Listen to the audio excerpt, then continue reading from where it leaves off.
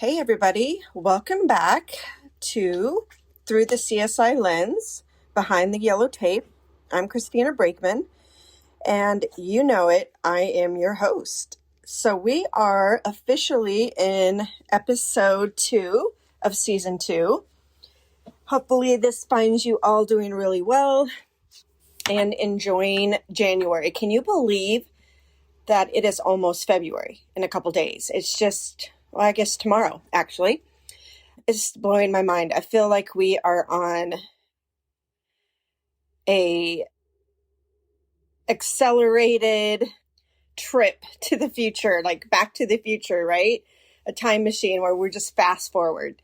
So February is right around the corner. Hopefully you have some good things planned for the month of love. And if you're like me, you have no love. You are just going to love on your dog and your friends and your family and yourself for the month. So I can't think of anything better. Well, we talked a little bit on our last episode or in our last episode about a homicide case I worked involving the young mother who was murdered by a few females. And some of the, lessons I learned from that crime scene.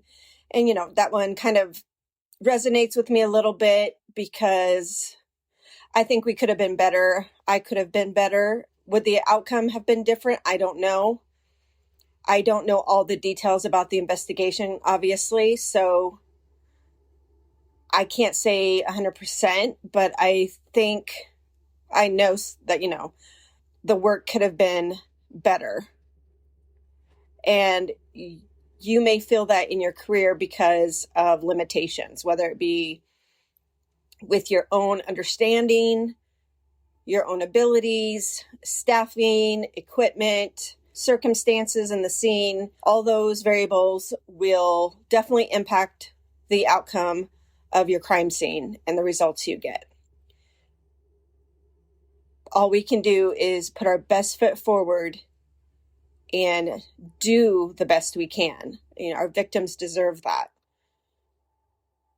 So on that note, we're going to move into something a little bit different on this episode. And I wasn't really sure what I was going to talk about.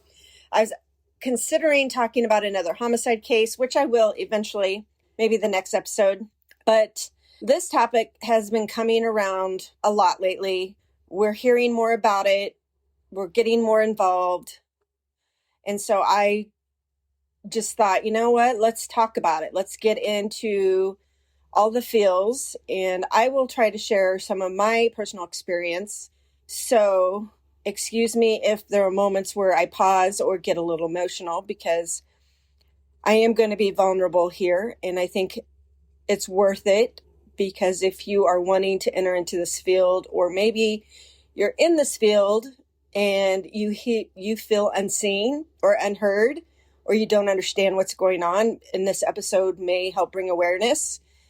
And it can also bring awareness to family members, loved ones, friends who have friends and loved ones who work in law enforcement, the medical field, any emergency response type occupation, just for you to be aware. And hopefully it will change the way you see your partner or your friend or family member and how you interact with them, maybe working towards more compassion and grace and less frustration and, not understanding. So we are going to talk about the 4 letters. It's called PTSD.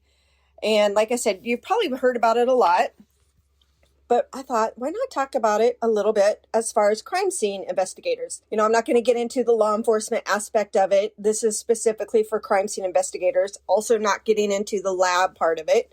Again, just for crime scene investigators. So it got me thinking, when people think about trauma, in law enforcement, they often picture officers, they're in high risk confrontations and making split second decisions. But there's also another group, and that's the crime scene investigators. We kind of quietly walk into the aftermath, after the violence, after the apprehensions, after the losses. And clearly, as I've stated before, we are walking into somebody's worst moments of their life. If you see us, you see our vehicle, you're having a really bad day. It doesn't matter if your car was broken into or somebody died.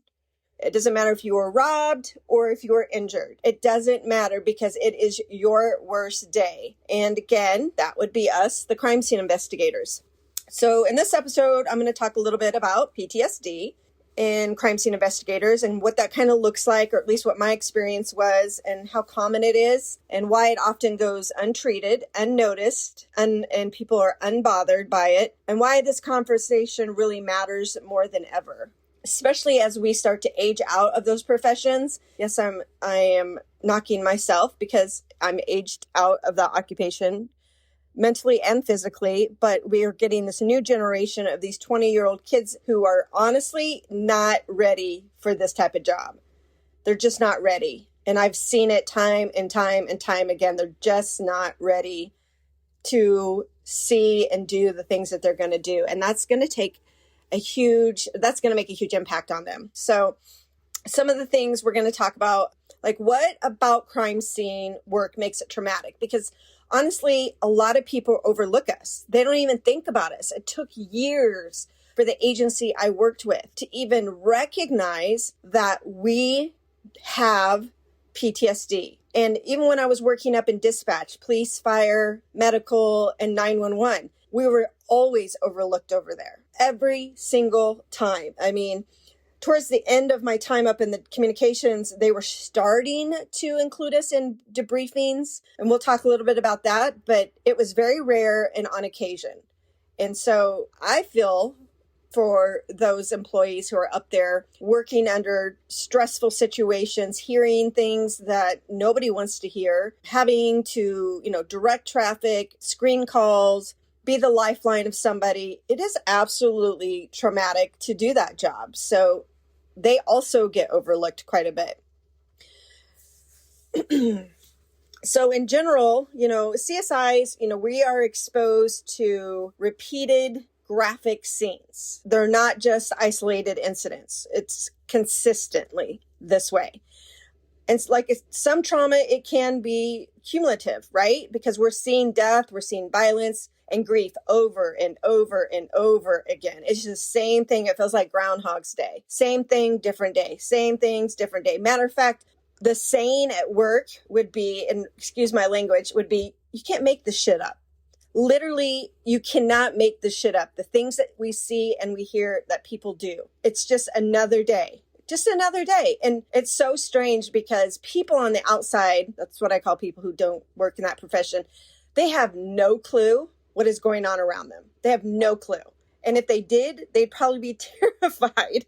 Which, if you have a CSI friend and he or she's always telling you, well, make sure you do this and make sure you lock your door and make sure you do that. It's because we see the worst in people every single day. And so we see things and notice things that you wouldn't necessarily do or see.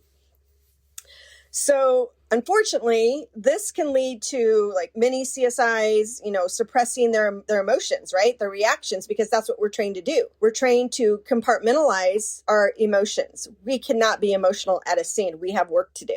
So you literally, it's like taking a shade, like a window shade in front of you and just pulling it down and getting to work. You're closing off from the emotional aspect of that scene. You have to remain professional.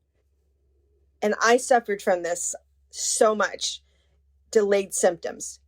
But you don't recognize it when you're in it always. You don't always recognize that you're in it, that you're in the thick of it, that you're at the bottom of the barrel because that's all you know. It's survival. You don't know anything different. And I can't tell you how many times I had people say, well, how do you do that job?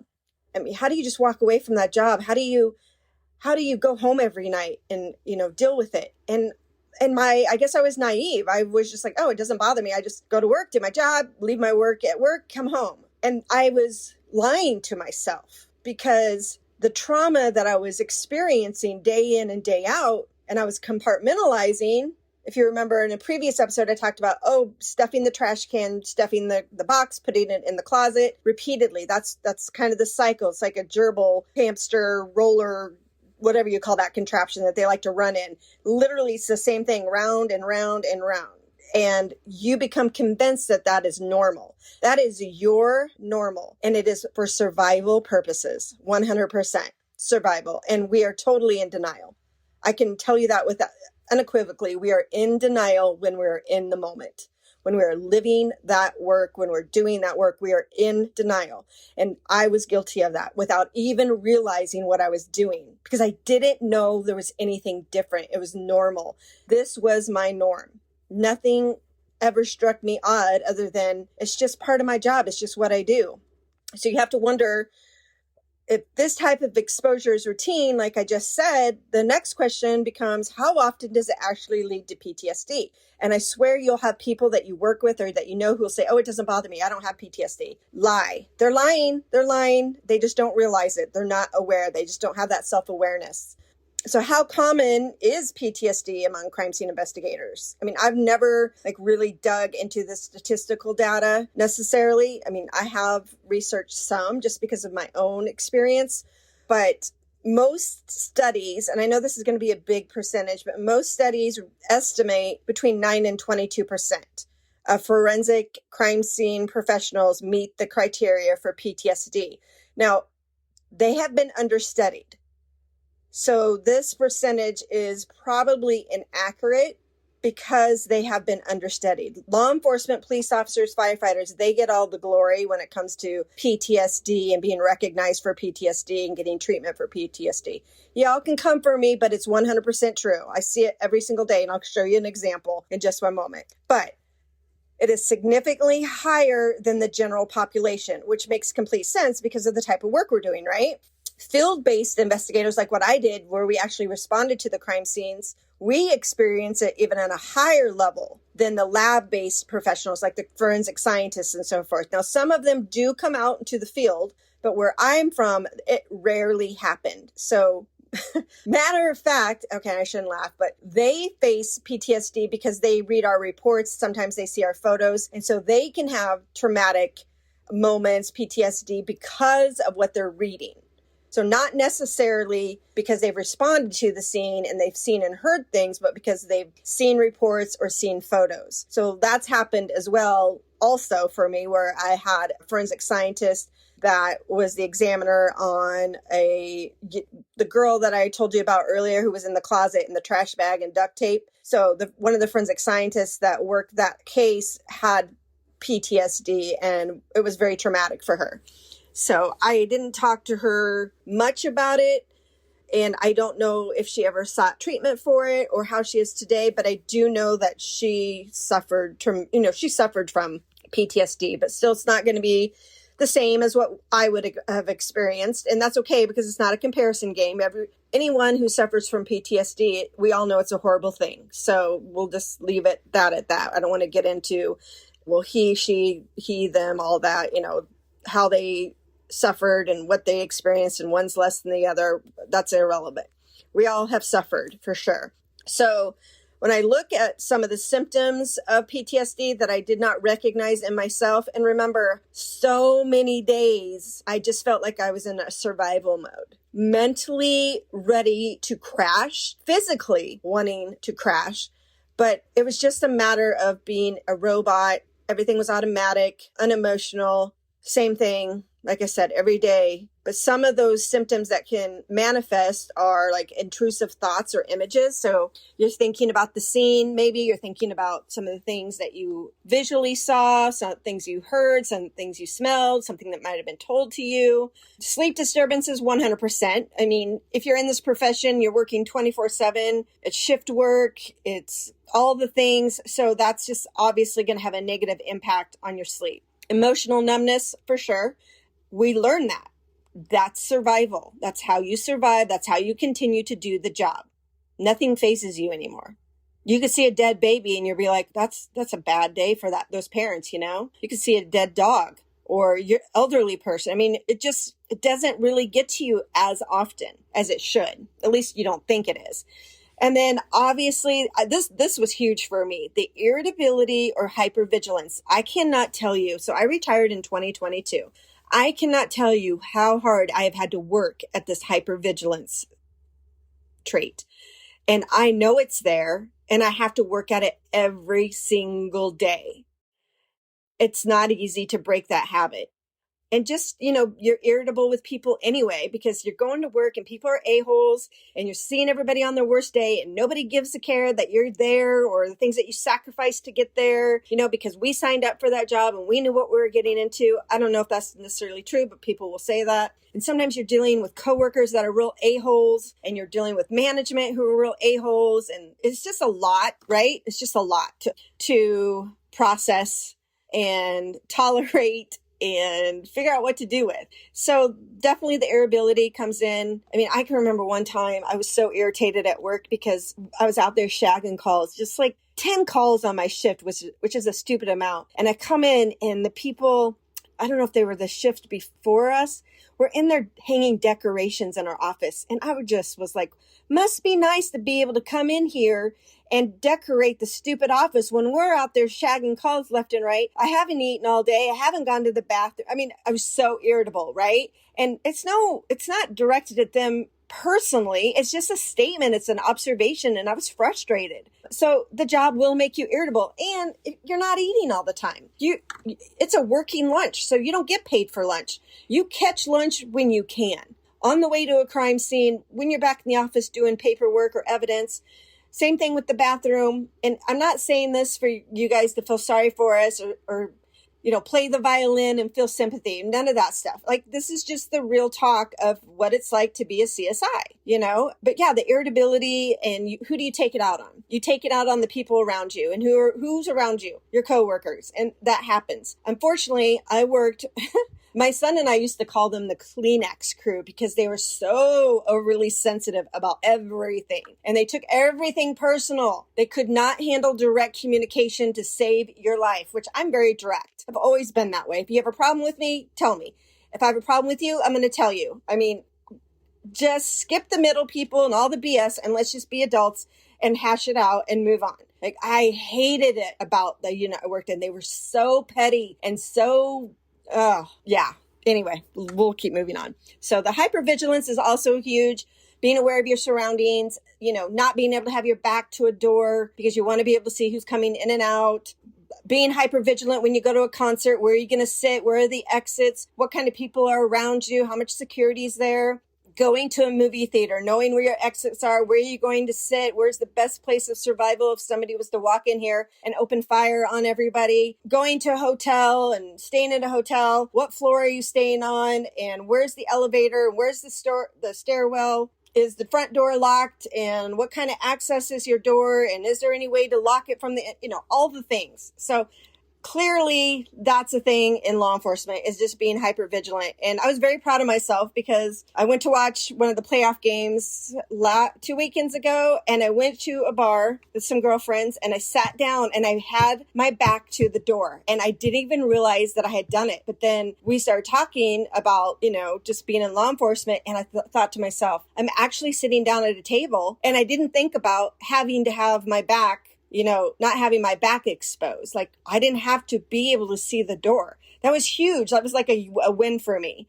So it was a pivotal moment for me, I think, personally, because I'm starting to realize that I'm starting to, recover from the work I did. I'm healing mentally, I'm healing physically, and changing who I am. So that's good. So talking about some of the things or some of the symptoms, what's so striking is that many of these professional CSIs, whatever you want to call them, crime scene technicians, evidence technicians, crime scene investigators, they're different terminology, crime scene specialists, we don't identify, like I said, our symptoms as being PTSD. We just feel like it's just part of the job. Like, it just comes with the work that we do. So again, lacking that awareness or that education or that training, that information, we just continue doing what we have been trained to do. But recognizing, PTSD is one of the parts of the equation. You have to know what PTSD is, and you have to know how that shows up. And it could show up differently for different people, clearly. So that leads me to our next question is, are crime scene investigators actually getting help? We are making progress. I will say that, but it's not enough. It's definitely not enough. So what kind of treatments, what are there barriers to them getting treatment? And what are some of the outcomes that you might see? So fortunately, we've learned, that PTSD is treatable, especially when it's trauma focused therapies like CBT and exposure-based treatments. Outcomes improve quite a bit when treatment is ongoing, not one time. But I will say most of my experience has been, let's say I had a traumatic scene and maybe it's impacted me in a negative way. And then I get voluntold that I have to go talk to the city psychologist to make sure I'm fit for duty so that I can continue working. So usually when you go and meet with them, it's about one specific crime scene. So that's where I think we are disconnected as far as the real treatment for PTSD.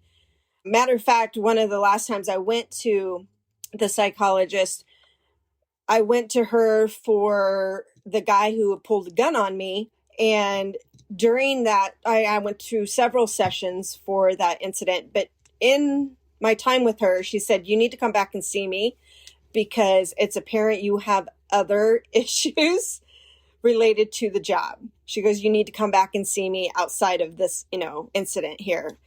So she recognized it, but I can't say that the agencies are always supportive of that. So that's unfortunate.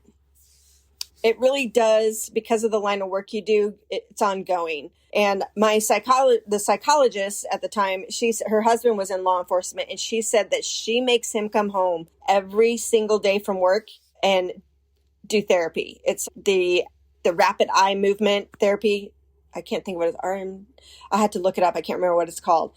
But basically for me, you have a tablet in front of you and it looks like Pong. How many of you listened or played Pong back in the day? Where this object goes back and forth, right and left and right and left. And so before she starts to treat you, she asks you all the questions, like tell her about yourself. How do you deal with stress? All the things. And then tell me about the incident. What about the incident upsets you? Or when you think about the incident, what upsets you about it? So she has all of this information, and then she'll start speaking to you as you're looking at this device. And it works. It's crazy. The way your eye visualizes this pattern moving back and forth, and her speaking to you about the incident and the things that are stirring up emotions. By the time you get done with however many sessions, you can talk about what happened and it doesn't have the same impact on you. Your body won't react the same way. I mean, that's the loose definition or, example of kind of how I was impacted by it. I want to say it's EMDR. It's like rapid eye treatment or something like that. But it's crazy that it could work, but it does. And I'm sure they've continued to advance that treatment since I last had it.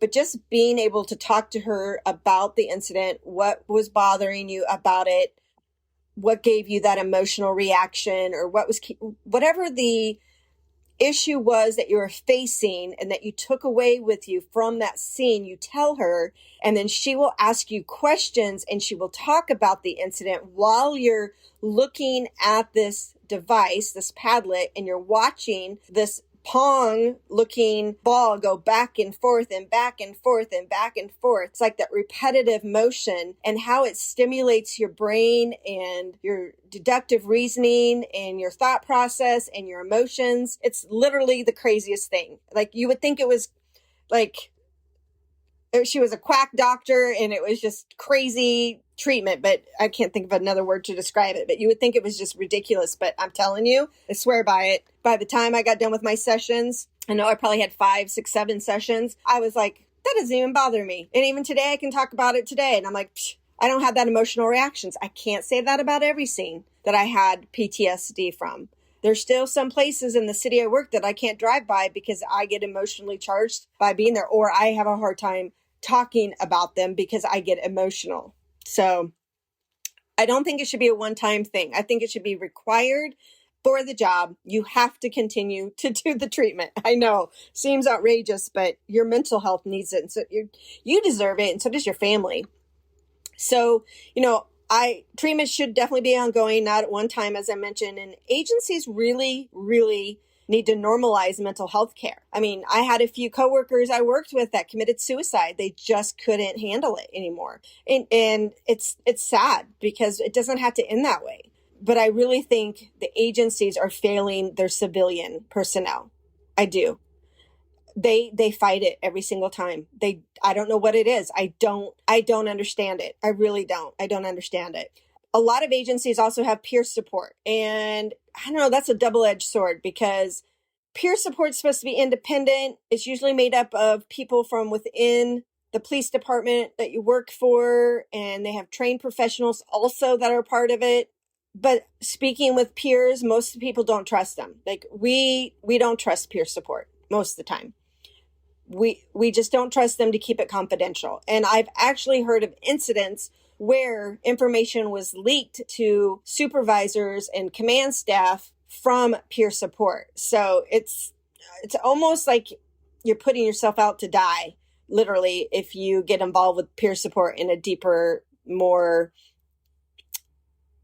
just a deeper, more involved aspect. So at least that was the experience that I had, and also what I had heard on the department from other people. So if you work at an agency and that's not happening, good for you, but it was definitely happening where I worked.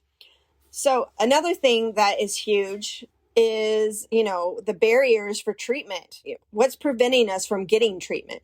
It's the stigma. People find out that you're suffering from PTSD, and all of a sudden it's literally like, probably not. Have you ever walked into a room or a house or a business or something where there's a bunch of cockroaches and you turn on the light and they all scurry? I swear to God, that's what it's like. The minute anybody at work, coworkers, supervisors, know that you're having a mental health issue, they literally flee. They don't want anything to do with you because something is wrong with you. Something is wrong with you because you are having a moment in your career that you need help.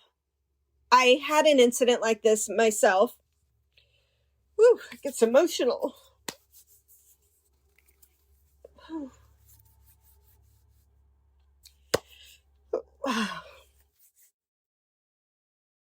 So yeah, I had a time like this in my own career, probably more than once, but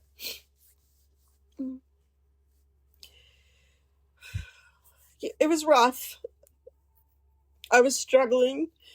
I remember coming to work and I couldn't remember my locker combination. And I'd had that locker combination for 10 years. Like, I don't know what my number is. I couldn't remember one digit. I got down to like 117 pounds because the stress was like, I felt, lost a lot of weight. I was losing my hair. I wasn't sleeping. I would be up for 3 days. Obviously, I was struggling at my scenes, although I probably wasn't aware of it. My relationships were suffering because I was so irritable and so on edge all the time. And when people I worked with heard that, people I thought were my friends, they basically just abandon you because something's wrong with you. And that's not what that is. That's like me saying, hey, I'm not okay and I need somebody to help me. I remember calling my boss and saying, I can't come in tonight. She's like, why? I'm like, I can't come in tonight. And then I called another friend who was actually a police officer, and I don't think he was in peer support, but he was involved in another part of the department where they assisted employees. And I called him and I said, I'm not okay and I need somebody to help me. And I don't know what to do or who to turn to because I don't have anybody. And so he said, we'll be right over. And he's like, I can't come by myself. I had to bring somebody from peer support with me. And they came over to my house. And the first thing he said to me is like, Christina, you have lost so much weight. And I said, I know, but I didn't even realize it. He's like, we're gonna get you help. And so they helped me help myself.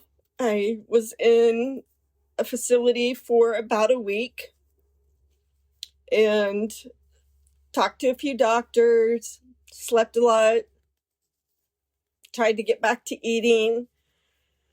And I remember the doctor saying to me, he's like, Christina, he goes, there's nothing wrong with you. He goes, you have some injuries, and I'm just using layman terms here. I'm not going to get into all the details, but he basically said is that your brain is injured and your body's trying to survive.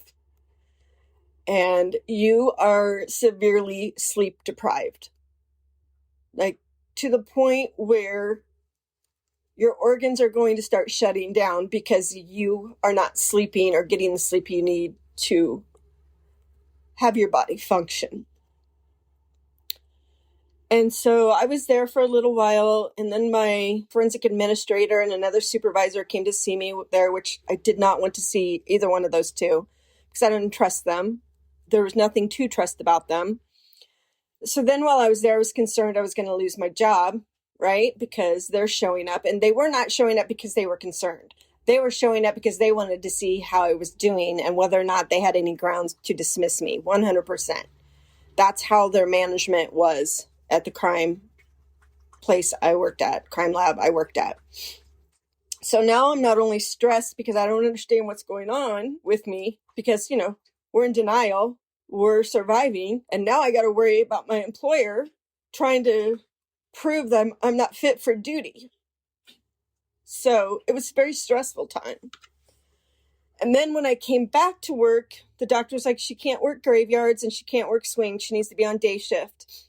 So then they stuck me in an office all by myself and made me feel like I literally had some kind of disease, contagious disease, and everybody was ignoring me and everybody was walking around on eggshells acting like something was wrong with me, when all it was is that I was struggling with PTSD and lack of sleep and all the other things that come with PTSD. It was like it was more traumatic. Finally recognizing that I had a problem or having to go to work and deal with a bunch of assholes that I worked for and worked with. I'll never forget that. It was like very, very traumatic. That was almost traumatic in itself, more than the crime scenes itself. So there's the stigma there, and there's a reason why people don't talk about it for that very reason. And I know officers it's just as bad for officers. A lot of us fear looking weak or unfit for duty. Just like I said, I swear to God, they only came up there because they wanted to see if I was batshit crazy and what my problem was. And I was just normal. I was just tired. I was just exhausted. I needed the tools to help heal and be able to continue this job. And so that time off, it was only a week, but still it did allow me to have a little bit of rest. And lastly, I think a huge problem is that there really isn't CSI specific wellness programs in place at these cities, these state departments. They don't, because they don't think about you. You're just a civilian. They use all their resources for their police officers and their detectives and their fire department. But God forbid they invest in their civilian employees. So that's really lacking for sure. So, many crime scene investigators don't avoid treatment because they don't need it. They avoid it because the system wasn't built with them in mind. It was first responders, first responders, first responders, first responders, not the last responders. I see more than police officers do. I'm in it for hours. They show up on a scene, apprehend somebody, arrest somebody, render first aid, and then they're done. We go in and we could be there for hours seeing the same thing over and over and over and over and over and over and over and over. But yet they don't build anything for our wellness, mental or physical wellness. And then if you do express any issues, you surely don't want them to find out about it because they're going to try to find out if you are fit for duty and whether or not you should be out on the street because, it's a liability for the city. God forbid they try to take care of their people. And I remember the little girl the case I told you about with her in the closet. So that was an emotional case for me. I did cry. I went back to my vehicle at the hospital because we had a break, and I cried in my van. And then I pulled my shit together because they said they needed me back inside. Me and all the officers and the detectives were all standing in the hallway. And guess who comes around the corner? Peer support. Guess who they walk on by? Me. Guess who they go coddle and take care of and offer services to? The police officers, the detectives. Not one of them said anything to me. And I was like, okay, so this is how this is going to go. I'm going to have to take care of myself because the people I work with and the people I work for are not going to do it at all. So I guess, for me, you just imagine, walking into scenes that most people only see blurred, you see blurry photos if you like watch court TV or something on the evening news, and then, we're being expected to go home and switch that off. The evidence and the crime scenes, they may be processed, but the images, they don't always leave us, which is why we have difficulty sleeping. Or people deal with it in other ways. Alcohol, sarcastic humor, overeating, shopping too much, gambling too much, having an affair. A lot of that shit goes on at the police department. Lots of affairs going on at the police department. People sleeping with people's wives. People sleeping with partners' wives and partners' husbands. Dispatchers sleeping with officers, firefighters, vice versa. It's crazy. It's part of the culture. And I think it's somewhat of a coping mechanism. All of it. Is it right? No. Do we choose the most healthy ways to deal with our trauma? 100% not. You see it every day. So when I was there at the agency, they did start to do I can't remember the term they called it. They called it a decompression time, I think.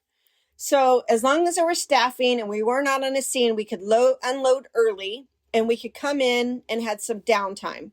So, we could read a book, like they had a quiet room that they created in the lab. We could read a book. We could go work out. We could do puzzles, board games. Sometimes they would bring in activities for us to do, like carve a pumpkin or paint or frost cookies. I mean, just things like that to help us decompress. So I will recognize that they did start to see that or introduce that. And that was nice, really nice. It definitely helped. But for me, the problem was that I had a lot of issues with my peers and my management. They caused a lot of anxiety, a lot of stress, a lot of trauma. Sometimes I think they caused more trauma than the actual scenes itself, which is totally plausible. I mean, you could get PTSD from your management and your peers. I mean, I can't tell you, these people were absolutely horrible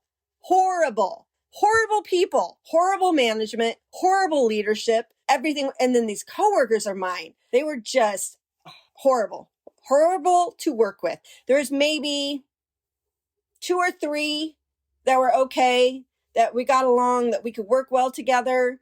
And then it was just the rest. It was just horrible. Yeah. Just like the attitudes, the inability to communicate, the inability to work efficiently, the inability to work as a team, the constant complaining, the constant backstabbing. I even had a coworker who went around to all of the crime scene investigators and asked them, what don't you like about Christina? And then they filed a complaint against me to internal affairs with all these complaints.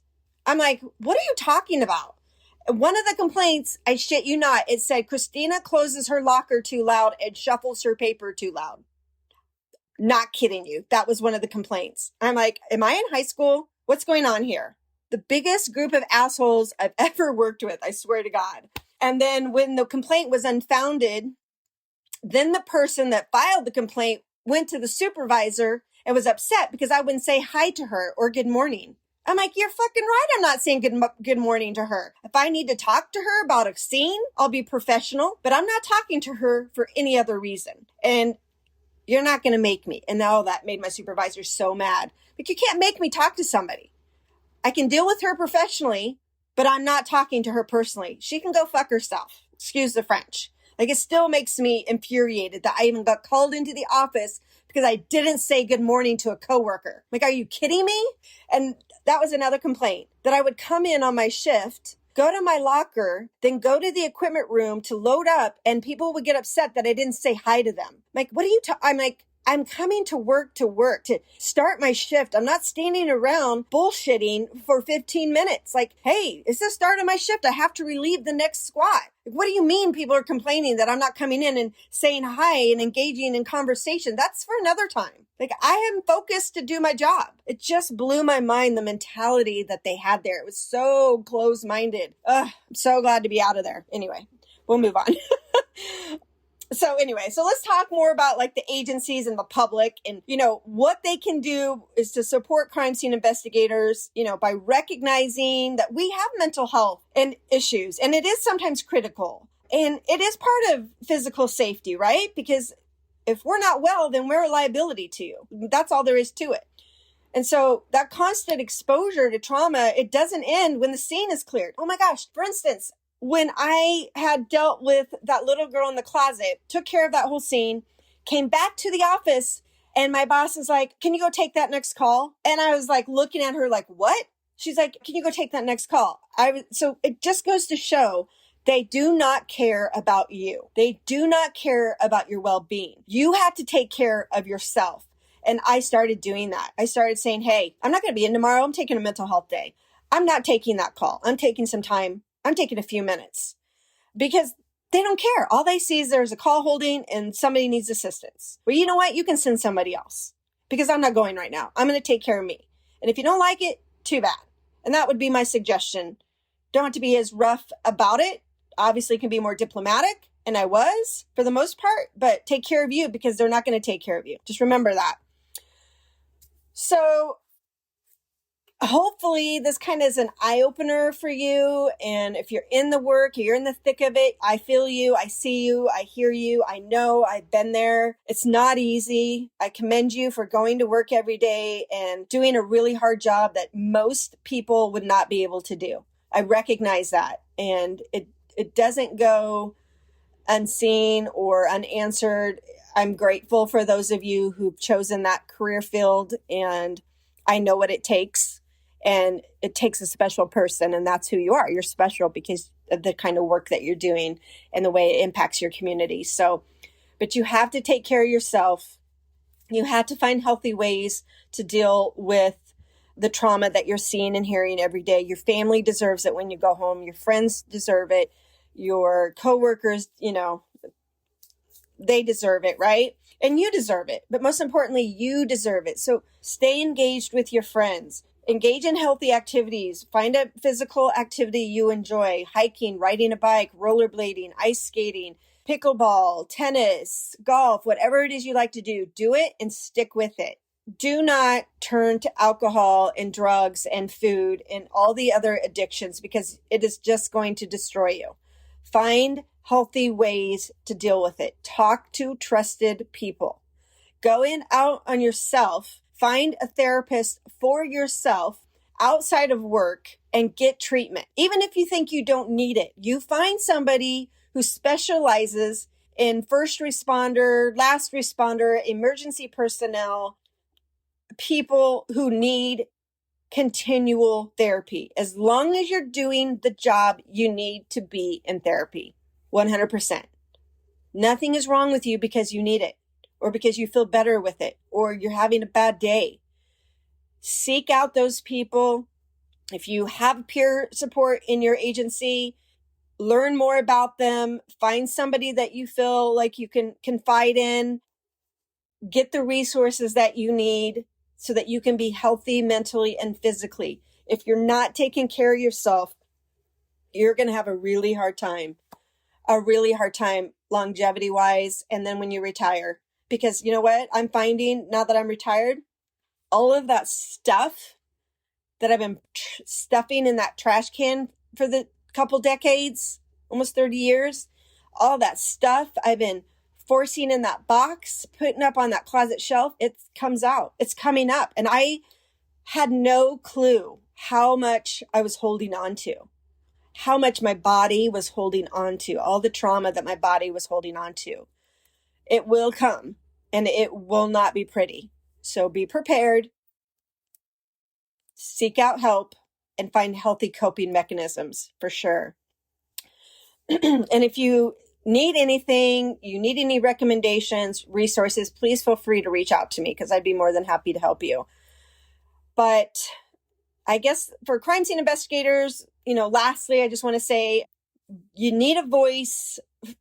You are the voice for the victims when they no longer can. Remember that. There's a reason why you chose to do this job. You speak for the victims. But too often, your own mental health is overlooked. Do not go into that robotic state where it's just another day. Please do not fall into that trap. Talking about PTSD, it isn't about labeling you. It's about awareness. You having that self-awareness that you're having an issue. Prevention, how can we prevent the trauma and the damage from working these crime scenes? And about support. Because those who work, in the aftermath of like that kind of trauma, those type of scenes, we deserve care just as much as those people that we serve, right? Just as much as law enforcement. We deserve care as well. We need to be taken care of by our departments. We need to be taken care of by our crime labs. We need to be taken care of by our administration, by our leadership. We matter. Our health matters. If you want me to come to work and be the best I can be, then you need to take care of me. It's your obligation. You are responsible for helping me help myself when it comes to mental health. So hopefully this has been eye-opening for you and, sharing some personal stories. And 3 years after retirement, I am still working through that trauma. It still shows up randomly. It shows up, but I know it. I know it's there. And so now I have tools in my tool belt to help me work through it. And I will tell you that it is life-changing. The quality of your life will change when you start to take care of your mental health. The quality of your life, the quality of your relationships, the quality of your relationship with yourself, it will all flip over. It's like flipping a table, flipping on a light switch. It will change for the better, I promise you. And you deserve that 100%, regardless of what your agency says or doesn't say, does or doesn't do. You deserve it. So if you enjoyed, I don't know if you guys enjoyed this episode. It's kind of heavy. It was kind of passionate. Sorry for the language, but obviously you can tell I'm still working through some trauma from my previous employer, my previous administration, my previous coworkers. Still working on it. But I've made progress. So if you enjoyed this episode of Through the CSI Lens Behind the Yellow Tape, the best way to support the show is by leaving a quick rating or review.